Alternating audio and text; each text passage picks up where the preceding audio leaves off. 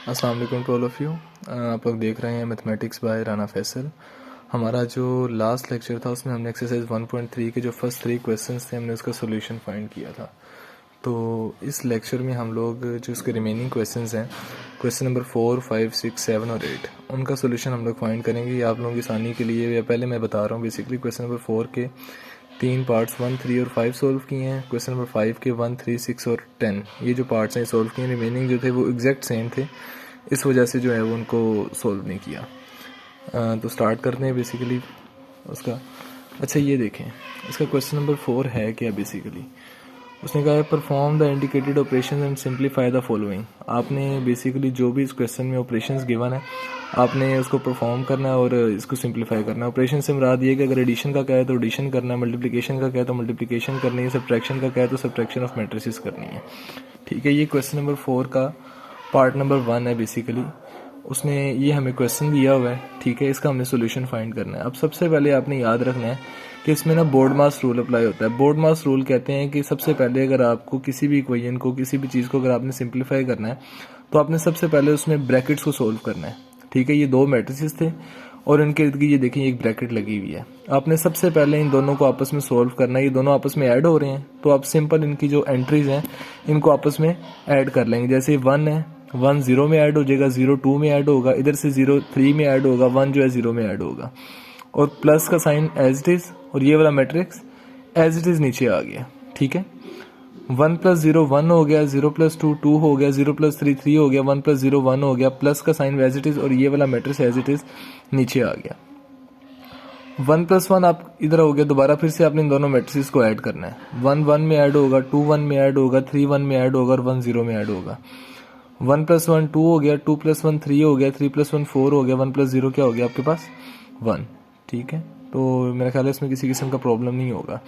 इसका जो second part है वो एग्जैक्ट वैसे है। ये देखें, ये इसका सेकंड पार्ट है। इसमें भी आपने ब्रैकेट को सोल्व करना है, सिर्फ इन दो मैट्रिसेस को माइनस करके बाद में इसके साथ आपने ऐड करना है, इस वजह से इसको सोल्व नहीं किया। अब इसका थर्ड चेक करें आप।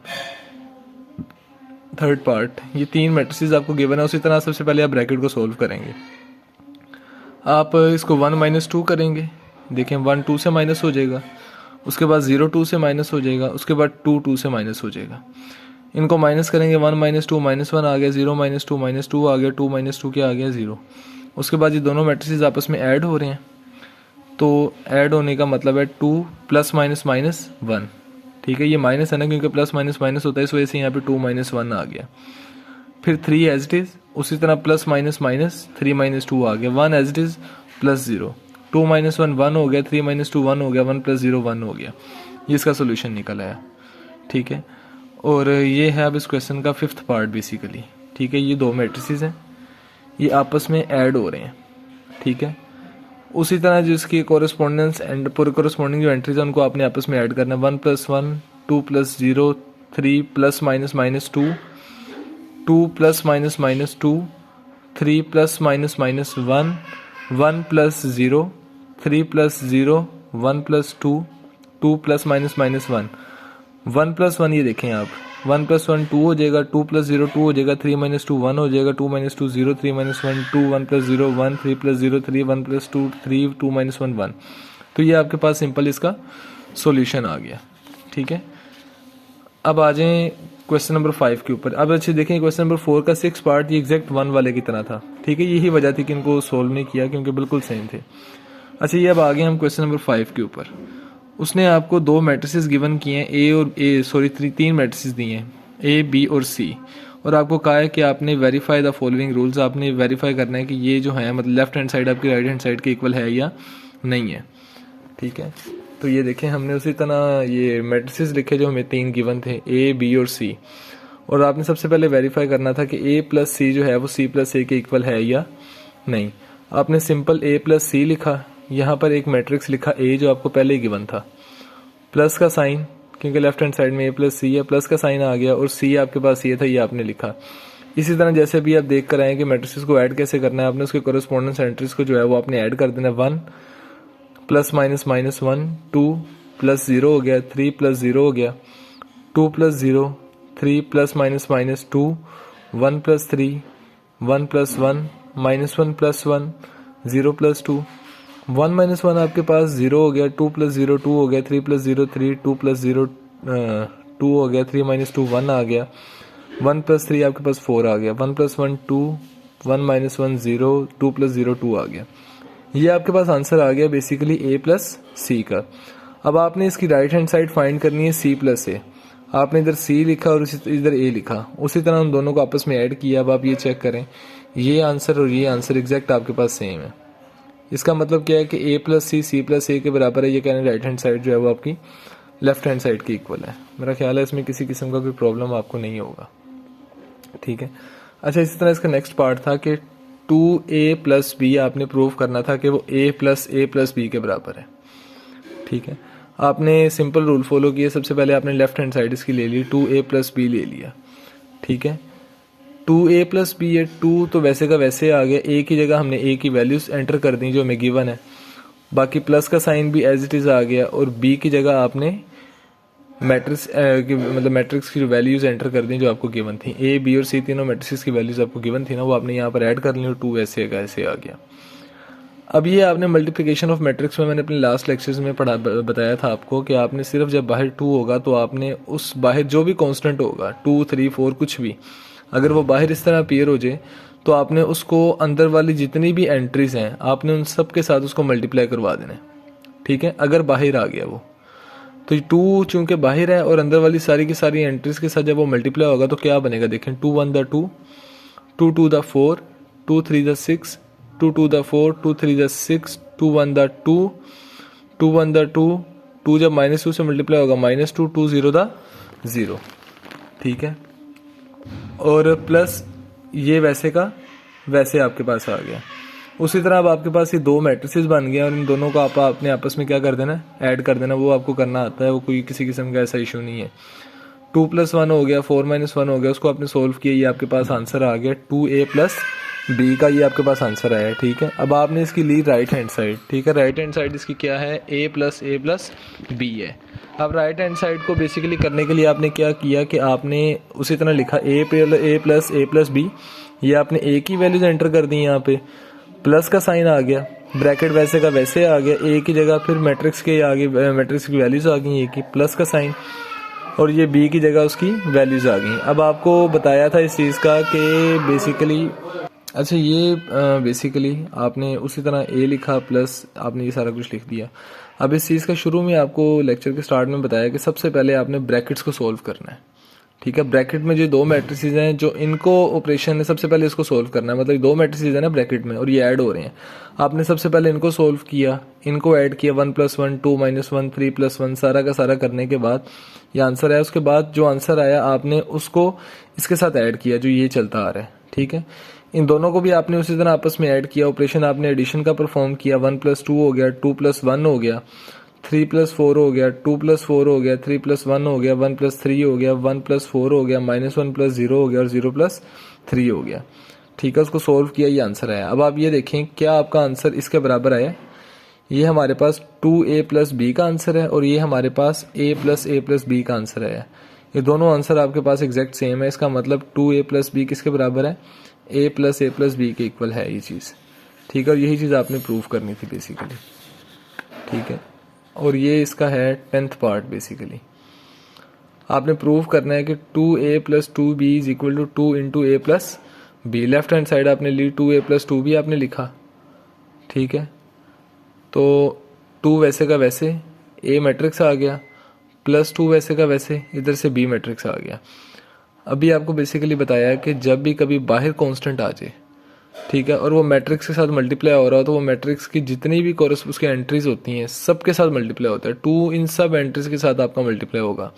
2 1 the 2 4 6 2 2 the 4 2 3 the 6 2 1 the 2 2 1 the 2 -2 और 0, ठीक है। आगे ऑपरेशन यहाँ पे प्लस का प्लस आ गया, उसी तरह 2 फिर इन सब से भी मल्टीप्लाई होगा, ठीक है। इन सब से भी मल्टीप्लाई हो गया। उसके बाद ये दोनों मैट्रिसेस आपस में ऐड ऑन हो रहे हैं, तो जब दोनों आपस में ऐड होंगे 2 + 2 4 - 2 ये सारा करने के बाद ये आपके पास एक मैट्रिक्स आएगा। ये आपके पास आंसर आया बेसिकली 2a + 2b का। अब आपने इसकी राइट हैंड साइड ली 2 × a + b, 2 as it is, इधर a + b आ गया, ब्रैकेट लगाइए, a मैट्रिक्स आ गया, ये b मैट्रिक्स आ गया, दरमियान में साइन प्लस का था तो प्लस आ गया, ठीक है।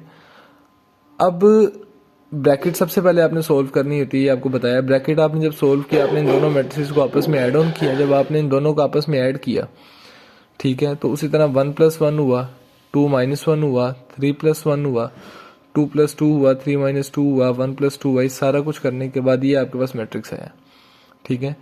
और इस मैट्रिक्स को बेसिकली 2 बाहर था तो वो इससे मल्टीप्लाई हो रहा था, आपने सारे से इसको मल्टीप्लाई करवाया तो ये आपके पास आंसर आ गया। अब आप देखें क्या ये आंसर इस वाले आंसर के इक्वल है, ठीक है। 488220 ये बिल्कुल उसके इक्वल है। इसका मतलब क्या है कि आपकी left hand side right hand side के इक्वल है। 2a + 2b किसके इक्वल है, 2 × a + b के इक्वल आ गया आपके पास ये, ठीक है। अब आ गया क्वेश्चन नंबर 6, ठीक है। क्वेश्चन नंबर 6 है क्या, बेसिकली उसने क्या है, अगर a आपके पास ये मैट्रिक्स है और b आपके पास ये है, तो आपने ये इसके दो पार्ट्स हैं, आपने ये चीज़ फाइंड करनी है 3a - 2b क्या है और 2a का ट्रांसपोज माइनस 3b का ट्रांसपोज क्या है बेसिकली, ठीक है। तो ये क्वेश्चन भी इतना मुश्किल नहीं है। ये 1.3 का क्वेश्चन नंबर 6 है। a और b की वैल्यूज़ गिवन है, आपने सबसे पहले 3a - 2b फाइंड करना है, ठीक है। उसके लिए 3a - 2b लिखा, 3 वैसे का वैसे, a की जगह a मैट्रिक्स की वैल्यू आ गई, -2 वैसे का वैसे और b की जगह b मैट्रिक्स की वैल्यू आ गई जो पहले आपको गिवन थी। बाहर अगर कांस्टेंट हो तो वो अंदर वाले मैट्रिक्स की तमाम जो एंट्रीज हैं उनके साथ आपस में क्या होता है, मल्टीप्लाई।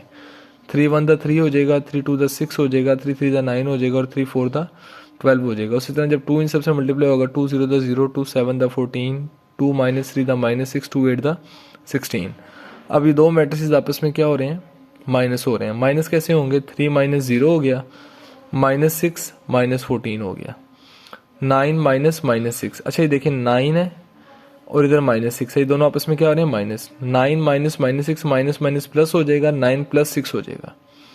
इधर 12 - 16 आ गया, ठीक है। 3 - 0 3 हो गया, -16 - 14 -20 हो गया, 12 - 16 आपके पास -4 आ गया। तो ये आपके पास इसका 3a - 2b का सोल्यूशन आ गया। अब अगला इसका पार्ट था कि आपने वैल्यूज फाइंड करनी थी 2a का ट्रांसपोज माइनस 3b का ट्रांसपोज। अच्छा अब आपके पास क्वेश्चन के अंदर ये देखें, ये क्वेश्चन है आपके पास, a और b की वैल्यूज तो गिवन है, लेकिन यहाँ पर उसने कहा है कि इन दोनों के ट्रांसपोज को आपस में माइनस करना है।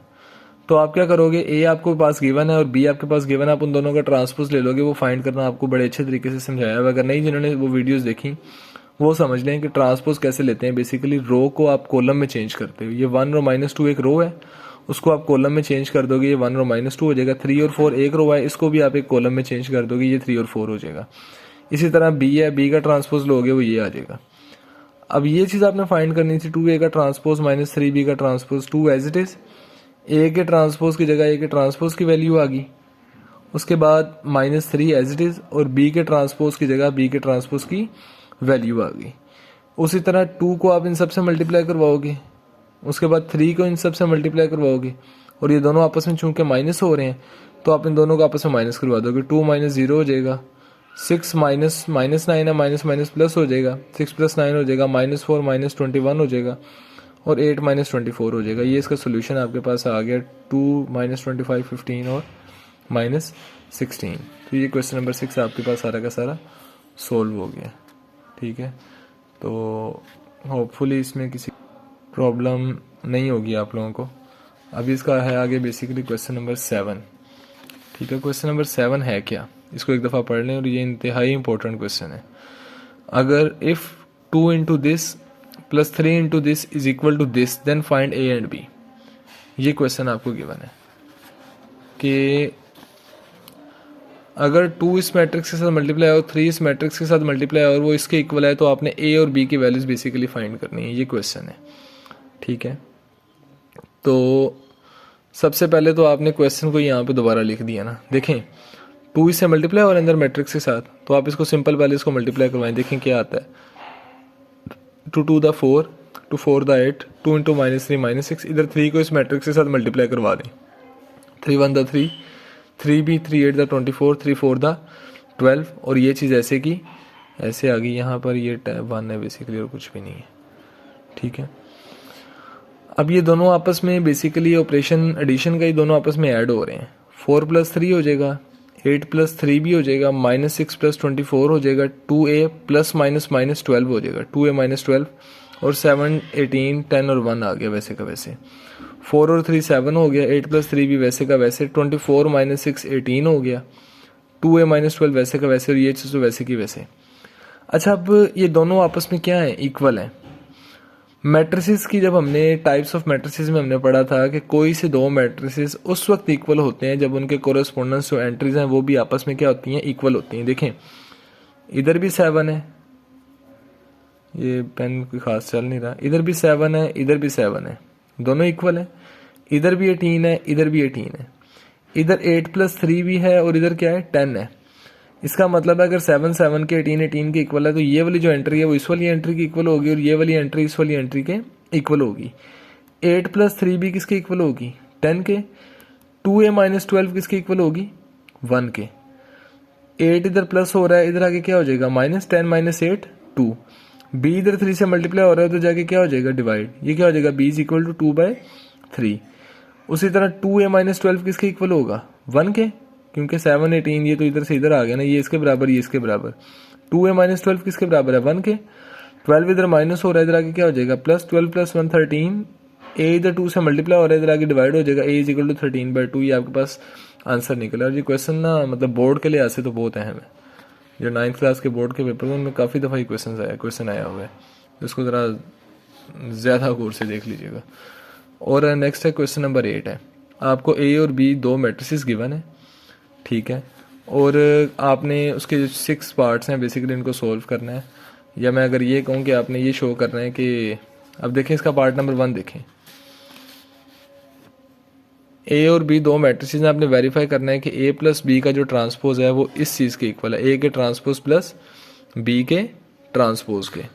आपने सबसे पहले उसकी लेफ्ट हैंड साइड ली, a + b का ट्रांसपोज, उसी तरह ब्रैकेट लगाई, a + b लिखा, फिर ब्रैकेट लगाई, बाहर ट्रांसपोज लिख दिया। कुछ भी नहीं किया, सिर्फ और सिर्फ जो उसने आपको स्टेटमेंट में बताया है ना, आपने उसी को आपने वैसे लिखा है जैसा उसने आपको स्टेटमेंट में क्या, आपने उसको लिख दिया। a + b की वैल्यू लिखी और होल का ट्रांसपोज लिख दिया। a और b को जब आपने आपस में ऐड किया, ऑपरेशन प्लस का, 1 + 1 2 + 1 0 + 2 और 1 + 0, ठीक है। अब ये 1 + 1 आपके पास 2 हो गया, 2 + 1 3 हो गया, 2 + 0 2 1, वैसे का वैसे होल का क्या ट्रांसपोज है। ट्रांसपोज में आपको पता है कि आप रो को कॉलम में चेंज कर देते हो। 2 और 3 रो है तो ये कॉलम में चेंज हो जाएगा, 2 और 1 एक रो है वो एक कॉलम में चेंज हो जाएगा। ये आपके पास किस चीज़ का आंसर आ गया, बेसिकली a + b होल के ट्रांसपोज का। अब आ जाए बारी a transpose plus b transpose की। देखें a transpose plus b transpose, आपने a की वैल्यू लिखी, उसका ट्रांसपोज, ऑपरेशन प्लस का था, प्लस लिखा, b की वैल्यू लिखी, उसका ट्रांसपोज। अब इस मैट्रिक्स का जब आप ट्रांसपोज लेंगे तो इसकी रो जो है वो कॉलम में चेंज हो जाएगी। 1 और 2 जब कॉलम में चेंज होगा 1 2 बन जाएगा, 0 और 1 एक रो है वो भी कॉलम में चेंज हो जाएगी। Similar is with this one कि अगर 1 और 1 एक रो है वो कॉलम में चेंज हो जाएगी, 2 और 0 दूसरी रो है वो कॉलम में चेंज हो जाएगी। इन दोनों को जब आपस में ऐड करेंगे, 1 + 1 2 हो गया, 0 + 2 2 हो गया, 2 + 1 3 हो गया, 1 + 0 1 हो गया, ठीक है। तो जो है इसकी left hand side basically right hand side के इक्वल आ गई। ये देखें ये दोनों सेम है, मैंने उसको पैरेलल रख के इसको सोल्व किया था। और सेकंड पार्ट है उसका कि a - b का जो ट्रांसपोज है वो आपने प्रूव करना है कि वो इसके इक्वल है। उसी तरह आप a - b का ट्रांसपोज लिखें, ब्रैकेट a की वैल्यू, ऑपरेशन माइनस का है, माइनस आ गया, b की वैल्यू और होल का क्या है ट्रांसपोज। आपने उन दोनों को आपस में माइनस किया ना, क्योंकि दोनों ऑपरेशन दरमियान में माइनस का, 1 - 1 हो जाएगा, 2 - 1 हो जाएगा, 0 - 2 हो जाएगा और 1 - 0 हो जाएगा, होल का ट्रांसपोज है। 1 - 1 0 हो गया, 2 - 1 1 हो गया, 0 - 2 -2 हो गया, 1 - 0 1 हो गया, होल का ट्रांसपोज है। ट्रांसपोज में क्या होता है, रो को कॉलम में चेंज करते हैं, 0 और 1 एक रो है वो कॉलम में चेंज हो गया, -2 और 1 एक रो है वो कॉलम में चेंज हो गया। ये a - b ट्रांसपोज का आंसर आया। अब आप लिखें a ट्रांसपोज - b ट्रांसपोज, आपने उसी तरह a की वैल्यू लिखी, b की वैल्यू लिखी, दोनों का ट्रांसपोज है, दरमियान में माइनस है, माइनस लिख दिया। इसका आप ट्रांसपोज लेंगे, उसी तरह रो कॉलम में चेंज हुई, इसको कॉलम में चेंज किया, इस रो को इस कॉलम में चेंज किया, माइनस वही चीज़ इसके ऊपर लगाई, उसके बाद इन दोनों को आपस में क्या कर दिया, माइनस। 1 - 1 0 - 2 2 - 1 1 - 0 0 - 2 1 और 1, ये आंसर है। अब आप बताएं खुद कि ये दोनों आपस में इक्वल हैं, बिल्कुल हैं, इसका मतलब ये ठीक है बात। अब आप ये देखें कि इसी का थर्ड पार्ट है कि आपने प्रूव करना है कि a + a का ट्रांसपोज जो है वो सिमेट्रिक है या नहीं। अच्छा, सिमेट्रिक कौन सी मतलब चीज़ सिमेट्रिक है और कौन सी नहीं है, ये टाइप्स ऑफ मैट्रिसेस भी जब मैं पढ़ा रहा था तो मैंने उस टाइम स्किप किया था ये चीज़ कि सिमेट्रिक क्या होता है और स्क्यू सिमेट्रिक क्या होता है। उसको बेसिकली जो है ना उसको उस वक्त स्किप किया गया था कि ये इसकी अभी ज़रूरत नहीं है, तो इस क्वेश्चन में इसकी ज़रूरत आ रही है, इसलिए इसको जो है ना इसको एक दफ़ा देख लें। अच्छा, आप किसी भी स्क्वायर मैट्रिक्स को सिमेट्रिक कहते हैं if it is equal to its transpose. Simple wording में कि अगर आपके पास कोई भी मैट्रिक्स ए बी सी कुछ भी आपके पास गिवन है और अगर आप उस मैट्रिक्स का ट्रांसपोज फाइंड करते हैं, मतलब उसकी रो को कॉलम्स में चेंज करते हैं और वही मैट्रिक्स दोबारा आपके पास आ जाता है, तो वो सिमेट्रिक है। मतलब ए का ट्रांसपोज अगर ए के इक्वल ही आता है तो वो सिमेट्रिक है। स्क्यू सिमेट्रिक क्या होता है कि अगर आप उस मैट्रिक्स का ट्रांसपोज लें और वो उसी मैट्रिक्स के नेगेटिव के इक्वल आ जाए, मतलब ए का ट्रांसपोज अगर नेगेटिव ऑफ ए के इक्वल आ जाए तो इसका मतलब वो क्या है, स्क्यू सिमेट्रिक है। तो ये सिंपल सी मतलब डिफरेंस है दोनों में, सिमेट्रिक और स्क्यू सिमेट्रिक के अंदर। अब उसने पहले दो तो हमने सोल्व कर दिए ना, नेक्स्ट 4 में सिमेट्रिक और स्क्यू सिमेट्रिक का बेसिकली कॉन्सेप्ट इस्तेमाल हो रहा है। उसने मतलब बेसिकली कहा है कि आपने प्रूव करना है कि जो a प्लस ए का ट्रांसपोज है ये सिमेट्रिक है। अब a प्लस ए का ट्रांसपोज सिमेट्रिक है, इसका मतलब क्या है कि अगर आप a प्लस ए के ट्रांसपोज का ट्रांसपोज लें तो वो वही चीज़ आ जाएगी। सिमेट्रिक में ये होता था ना कि कोई भी मैट्रिक्स अगर उसका ट्रांसपोज लें और वही चीज़ आ जाए तो वो सिमेट्रिक है। तो a प्लस ए के ट्रांसपोज के सिमेट्रिक होने के लिए ये ज़रूरी है कि आप a प्लस ए के ट्रांसपोज का जब ट्रांसपोज लें तो वो उसी के इक्वल आ जाए। ठीक है, तो सबसे पहले तो a प्लस ए आपको पता है क्या है। ठीक है, a आपको क्वेश्चन के अंदर उसने दिया हुआ है 1 0 2 और 1। ठीक है, तो a प्लस ए का ट्रांसपोज पहले फाइंड कर लें। पहले आपने a लिखा, ऑपरेशन a हो उसका ट्रांसपोज, इसका ट्रांसपोज लिया आपने तो 1 0 2 1 आ गया। दोनों आपस में ऐड हो रहे थे, इनको आपने आपस में ऐड किया तो ये आंसर आ गया। अब ये आंसर आया a प्लस ए के ट्रांसपोज का, और इसको सिमेट्रिक प्रूफ करने के लिए ज़रूरी है कि अगर हम इसका ट्रांसपोज लें और यही चीज़ दोबारा आए, ठीक है, तो करके देखते हैं। इसका ट्रांसपोज लिया हमने, a प्लस ए के ट्रांसपोज का ट्रांसपोज लिया, जब 2 2 को कॉलम में चेंज किया तो फिर 2 2 आया, इधर 2 2 को कॉलम में चेंज किया फिर भी 2 2 आया। इसका मतलब ये क्या है, सिमेट्रिक है, क्योंकि इसका ट्रांसपोज भी इसी के इक्वल आ रहा है। ठीक है, अब अगला क्वेश्चन है कि आपने प्रूव करना है कि a माइनस ए का ट्रांसपोज स्क्यू सिमेट्रिक है। ठीक है, स्क्यू सिमेट्रिक होने के लिए ज़रूरी है कि ये जो मैट्रिक्स है a माइनस ए का ट्रांसपोज, इसका जब आप ट्रांसपोज लें तो नेगेटिव ऑफ a के बराबर है। देखिए स्क्यू सिमेट्रिक में उसने कहा था ना कि a का ट्रांसपोज माइनस ए के इक्वल होना चाहिए। मतलब क्या है कि कोई भी चीज़ है जिससे इधर a माइनस ए का ट्रांसपोज है, अगर उसका ट्रांसपोज माइनस ऑफ दिस के इक्वल है तो फिर वो स्क्यू सिमेट्रिक है। ठीक है, a माइनस ए का ट्रांसपोज पहले आपने फाइंड किया, a लिखा माइनस लिखा a का ट्रांसपोज, 1 0 1 2 एक रो है, इसको कॉलम में चेंज किया, 0 1 एक रो है, इसको कॉलम में चेंज किया, दोनों को माइनस किया तो आपके पास बेसिकली ये चीज़ आ गई, a माइनस ए का ट्रांसपोज ये आपके पास आ गया। ठीक है, अच्छा अब ये आपके पास वैल्यू आई है a माइनस ए के ट्रांसपोज की, उसके स्क्यू सिमेट्रिक होने के लिए ज़रूरी है कि इसका जब ट्रांसपोज लें तो वो इसके नेगेटिव के इक्वल आए। ठीक है, अच्छा ये देखें, ये a माइनस ए का ट्रांसपोज है, तो हमने बेसिकली ये चीज़ प्रूव करनी है ना, तो हम ये a माइनस ए के ट्रांसपोज की जगह हमने उसकी वैल्यू लिखी 0 माइनस 2 2 और 0, जो इधर हमने अभी कैलकुलेट की है। उसका ट्रांसपोज लिया हमने, इक्वल का साइन, ये प्रूफ ये करना था कि वो नेगेटिव ऑफ दिस के इक्वल है, हमने माइनस का साइन लगाया और a माइनस ए ट्रांसपोज की जगह उसकी वैल्यू लिख दी। अब इसका जब ट्रांसपोज लिया, 0 और 2 एक रो है वो एक कॉलम में चेंज हो गया, माइनस 2 और 0 एक रो है वो एक कॉलम में चेंज हो गया। इधर नेगेटिव होने की वजह से अंदर के सारे साइन क्या हो जाएंगे, चेंज। इधर 0 था, इधर +2 है, +2 की जगह -2 हो जाएगा, इधर -2 है, -2 की जगह +2 हो जाएगा, 0 वैसे का वैसे, ये दोनों आपस में इक्वल है। इसका मतलब क्या है कि a माइनस ए का ट्रांसपोज जो है स्क्यू सिमेट्रिक है, क्योंकि इसका जो ट्रांसपोज है वो नेगेटिव ऑफ दिस के इक्वल आ गया। तो मेरा ख्याल है इसमें भी कोई प्रॉब्लम नहीं होगी, फिर भी अगर हुई तो कमेंट्स आप लोगों के पास हैं, उसका ऑप्शन है, उसमें पूछ सकते हैं कोई चीज़ अगर आपने पूछनी हो। b प्लस बी का ट्रांसपोज जो है वो ये प्रूव करना है कि सिमेट्रिक है। सिमेट्रिक का भी मैंने आपको बताया था, ये हमने जो इसका थर्ड पार्ट किया वो यही है कि उसका ट्रांसपोज जो है वो उसी के इक्वल आना चाहिए। ठीक है, जो भी हमने थर्ड पार्ट किया था उसमें सेम यही चीज़ प्रूव करनी थी कि a प्लस ए का ट्रांसपोज सिमेट्रिक होना चाहिए। इसमें a की जगह सिर्फ लिखा हुआ है कि b प्लस बी का ट्रांसपोज सिमेट्रिक होना चाहिए।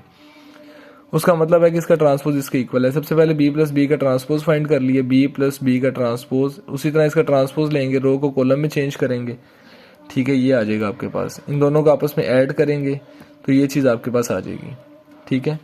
अब ये प्रूव करने के लिए कि इसका ट्रांसपोज इसी की इक्वल है, इसका हमें ट्रांसपोज लेना पड़ेगा। इसका जब हमने ट्रांसपोज लिया, इसकी रो को, ये देखें ये ट्रांसपोज है, इसकी रो को जब इसके कॉलम में चेंज करेंगे, 2 3 2 3 आ गया, 3 0 है 3 0 आ गया, वही चीज़ आ गई है। देखें बी प्लस बी का ट्रांसपोज, बी प्लस बी का ट्रांसपोज और बी प्लस बी के ट्रांसपोज का ट्रांसपोज, ये देखें ये आंसर है बी प्लस बी के ट्रांसपोज के, ये बी प्लस बी ट्रांसपोज का आंसर है, दोनों सेम है।